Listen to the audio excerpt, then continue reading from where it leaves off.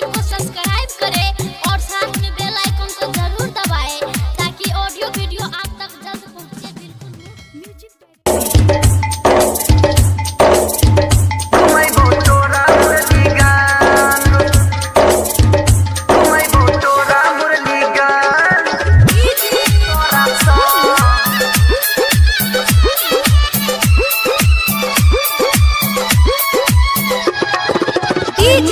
ननकी दीवाना, ननकी दीवाना, ननकी दीवाना, ननकी दीवाना।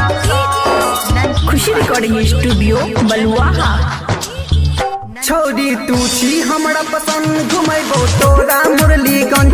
छौरी तू छी हमरा पसंद घुमैबो तोरा मुरलीगंज। घुमैबो तोरा मुरलीगंज, घुमैबो तोरा मुरलीगंज। रे छौरा करना है बेसी तंग हम नहीं जइबो तोरा संग। छौरा करना है बेसी तंग हम नहीं जइबो तोरा संग। ननकी दीवाना, ननकी दीवाना, ननकी दीवाना, ननकी दीवाना, ननकी दीवाना। खुशी रिकॉर्डिंग स्टूडियो बलुआहा। झुमका देबो नथिया देबो बिंदिया की ना देबो।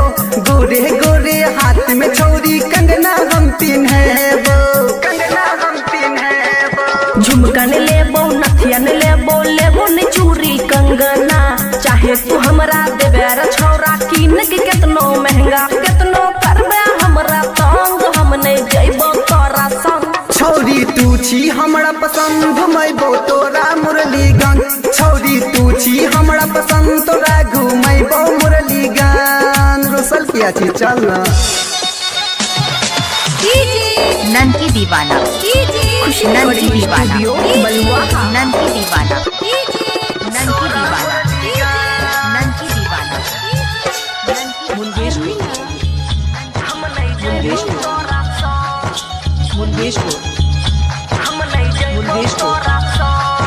मदन ओकिल मोबाइल में छौरी कल को चाहिए इजी।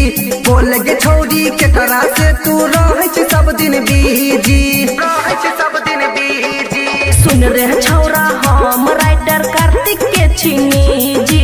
ओकरे से हम बात करे छी, रहे छी सब दिन बिजी। रह जो छौरा एक रतिया कोनो छौरी के संग। छौरी तू छी हमरा पसंद घुमैबो तोरा मुरलीगंज।